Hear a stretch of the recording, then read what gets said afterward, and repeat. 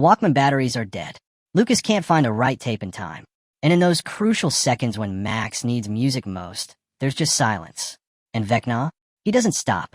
Look, we've all done what-if scenarios before, but this one is different because we were literally one dead battery away from this actually happening. What I'm about to show you isn't just about Max dying. It's about something way worse than death, and the implications are absolutely insane. By the end of this video, you're going to understand why that cemetery scene wasn't just dramatic, it was literally the most important moment in the entire series.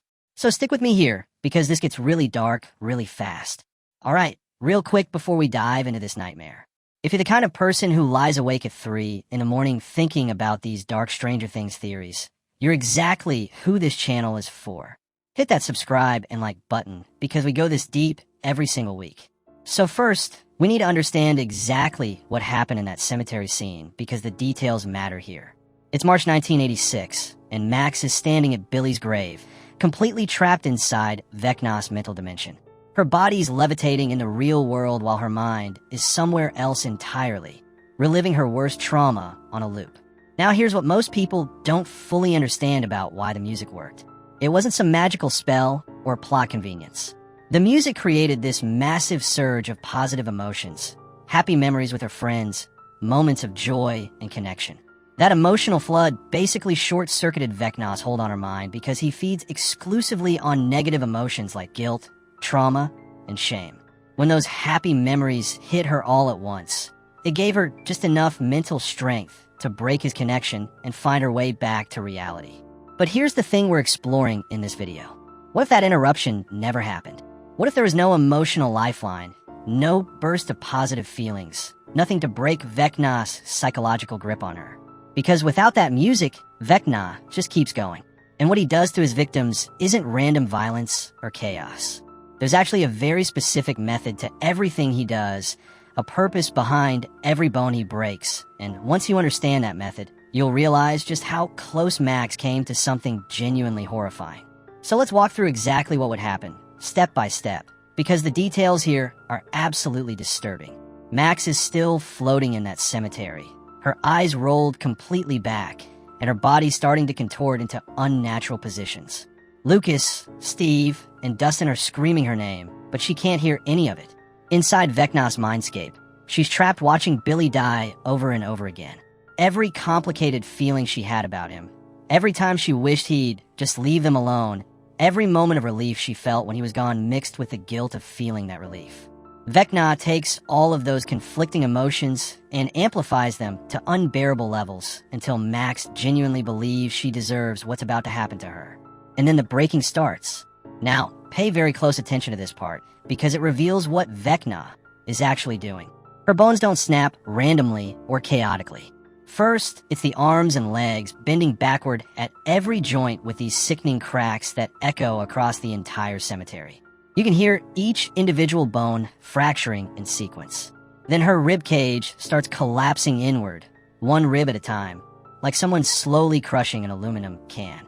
And finally, her skull. But here's what the show never fully explained, and what makes this so much worse than just murder. This isn't killing for the sake of killing. This is preparation. Every single fracture, every shattered bone, every twisted joint is literally reshaping the victim's body for what comes after death. Vecna is reformatting them, preparing their physical form to serve a specific function in his larger plan. Okay, so here's where we need to talk about what Vecna is actually trying to accomplish, because it's way more complicated than just opening gates. Yeah, we know 4 kills create 4 gates that meet in the middle of Hawkins. But what happens to those 4 specific victims? Do they just die and that's it? Absolutely not. Each person he kills becomes a permanent anchor point, like a living battery that continuously feeds energy to the upside-down invasion of our world. Think of it like this. The gates aren't just doorways you can walk through. They're more like roots of a massive tree, and each victim is one of those main roots digging deep into our reality. Remember what happened to Fred Benson after Vecna killed him? His body showed these really strange decay patterns, almost like something was still actively feeding on his corpse even though he was already dead. Same exact thing with Chrissy Cunningham. Same thing with Patrick McKinney. The upside down doesn't just take your life and move on to the next victim. It keeps consuming you, slowly and continuously, using whatever life force or consciousness remains to fuel the dimensional breach. And Max, without her musical escape, without that interruption, would become the fourth battery in this horrific system. Her broken body would drop to the cemetery ground all twisted and wrong. But unlike a normal death where the person is just gone, part of Max would still be there. Her consciousness, her actual mind and personality and memories, all of that would remain trapped in Vecna's mental dimension. She'd be experiencing that trauma loop forever, watching Billy die on repeat, feeling that crushing guilt amplified to levels that would break anyone, and all while her physical body serves as an anchor point for the gate. Like imagine being dead but still fully conscious and aware, still suffering for eternity. That's genuinely what we're talking about here. Now, this is where the timeline we're imagining splits dramatically from what actually happened in Season 4. In the real version of events, Max does technically die for a brief period. Her heart stops beating. She's clinically dead for over a minute before 11 psychically reaches out and somehow brings her back. But even those 60 seconds of death are enough for Vecna's plan to work. The 4 gates crack open across Hawkins and converge in the center of town, creating that massive rift we see tearing through the streets in the finale. But here's the crucial detail that changes everything in this alternate timeline. Max survives in the real version, even though she ends up in a coma. And because she's still technically alive, still tethered to the living world, even though she's unconscious and trapped somewhere between life and death, that 4th gate remains unstable. It's open, yeah, but it's not functioning at full capacity. Vecna got what he needed to start his apocalypse, but he doesn't have complete control over that 4th anchor point, because Max is still fighting somewhere deep inside.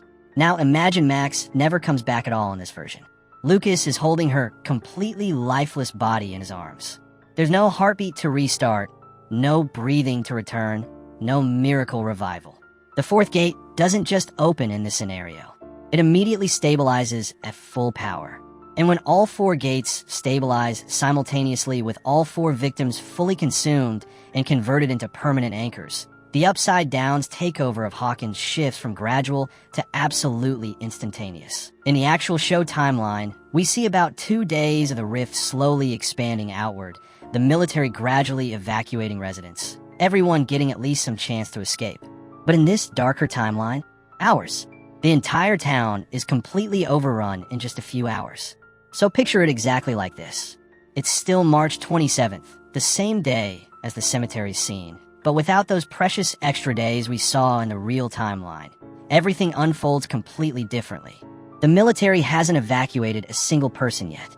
Most of Hawkins' residents are still in their homes at dinner time, watching the evening news, helping kids with homework, completely unaware of what's about to happen. And then suddenly, without any warning, the Upside Down just erupts through the center of town from 4 fully stabilized gates instead of 1 unstable rift. The vines, the toxic spores, the demogorgons, the demobats, literally everything pours through all 4 gates at exactly the same time. We're not talking about a few hundred casualties like we saw in the actual timeline, where people had time to evacuate. We're talking about thousands of people dead in just the first night alone.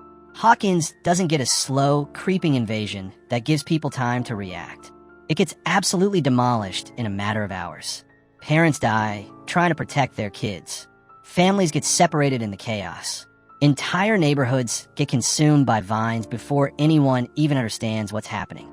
The government response has to change dramatically too, because they're not dealing with a containable incident anymore.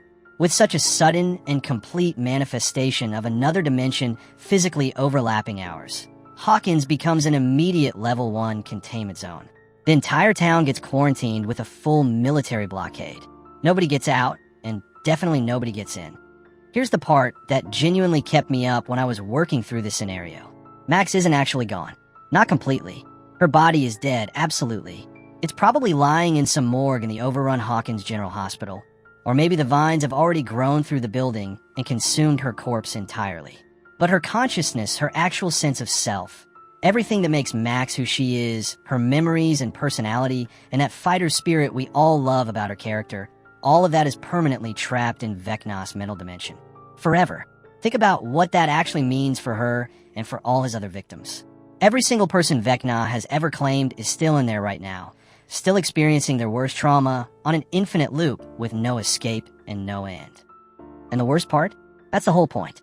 This is Vecna's actual cruelty laid bare. He doesn't just kill people and move on. He creates eternal suffering, traps consciousness in infinite loops of trauma and guilt and pain. Each trapped mind becomes part of his power system, feeding him energy not just once at the moment of death, but continuously, infinitely, forever. The guilt, the pain, the trauma, it's all fuel for him to consume and convert into power. And Max's incredible strength, that fighter spirit that helped her survive an abusive home life and losing Billy and nearly dying multiple times. In this timeline, that strength doesn't save her at all. It actually makes everything worse for her because she's strong enough to stay fully conscious and aware through all of it, which means her suffering is more intense and therefore more useful to Vecna's plans. Now let's talk about what this does to Eleven, because her entire character arc would be absolutely shattered in this timeline.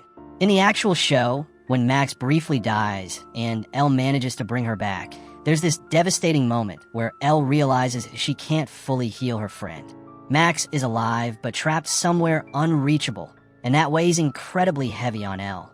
She feels responsible, guilty that she wasn't strong enough to completely save her. But there's still hope burning in that guilt, you know? There's still something concrete to fight for, a friend to potentially bring back. Now imagine this much darker version of events. Elle reaches out psychically for Nevada and finds absolutely nothing. No trace of Max's consciousness anywhere she can reach. No faint signal, no distant echo, just complete void. The guilt wouldn't just weigh on her in this scenario. It would completely and utterly crush her spirit. Remember, Elle has spent literally her entire life believing she's supposed to protect people with her powers. That's her core identity, the foundation of who she is. She stopped the Mind Flayer twice. She closed the gate and saved Hawkins. She's the one with abilities who's supposed to save everyone when things get bad. And now one of her closest friends is gone permanently, in the most horrifying way imaginable, and there was absolutely nothing Elle could do about it. She wasn't there when it mattered most. Her powers, all that strength she's developed, none of it made any difference. This would fundamentally break something deep inside Elle's character. She'd probably become completely obsessed with finding some way to reach Max in Vecna's mental dimension, even though logically she'd know it's impossible. She'd push her powers way further than ever before, potentially causing serious damage to herself in the process, desperately searching for any trace of her friend. And here's where it gets really dark and self-destructive. Elle might even seriously consider surrendering herself to Vecna directly, offering up her own consciousness as a trade, her mind for Max's freedom, because in Elle's guilt-consumed thinking, she's the one who should have been there to prevent this. She's the one with powers, so she should be the one suffering instead of Max. The rest of the group would literally have to physically stop Elle from sacrificing herself, which creates this whole new layer of tension and desperation that didn't exist in the actual timeline. They'd be fighting two battles simultaneously, one against Vecna and the Upside Down, and another to keep their most powerful ally from destroying herself out of guilt. Now let's zoom way out and look at the bigger picture of what happens to Hawkins and potentially to the entire world in this timeline. With all four gates fully stabilized and perfectly functional, with Max's consciousness permanently anchoring the fourth one at full power, the Upside Down doesn't just invade and occupy Hawkins. It starts actively spreading beyond the town's borders into the surrounding countryside and neighboring communities. Think about it like a cancer that's metastasizing through a body. The vines start growing outward from Hawkins at an accelerating rate, maybe covering a mile per day at first, then faster and faster as the dimension gains more and more foothold in our reality. The military response would have to escalate dramatically and immediately. We're talking about potential nuclear options being seriously discussed in classified Pentagon meetings, because how else do you stop an alternate dimension from literally consuming our entire world? The government already knows all about the Upside Down from previous seasons and previous incidents. They've been studying it secretly, trying to understand its properties and how it works. But they've never seen it manifest this completely, this permanently, with this much raw power behind it. Hawkins becomes ground zero for what military analysts would probably classify as an extinction-level event. Not just a threat to national security, but a genuine threat to the continued existence of human civilization. Scientists would be studying the spread patterns, trying to calculate how long before it reaches major population centers like Indianapolis or Chicago. Days? Weeks? Nobody knows for sure. And that uncertainty makes everything more terrifying. Inside the quarantine zone, survival becomes the absolute only priority for anyone still alive. Our main characters aren't fighting to save the world anymore, like heroes in an action movie. They're just trying to stay alive hour by hour, day by day. The upside-down creatures are absolutely everywhere now. Demogorgons hunting in coordinated packs through the abandoned streets like wolves. Vines covering entire buildings and crushing them slowly. The toxic spores making the air itself dangerous to breathe without some kind of protection. And Vecna himself, fully powered by his 4 perfect anchors including Max, will be nearly godlike and unstoppable at this point. He wouldn't even need to personally curse more people anymore. His mere presence in our dimension would be enough to drive people insane, to make them see their worst fears and deepest traumas everywhere they look.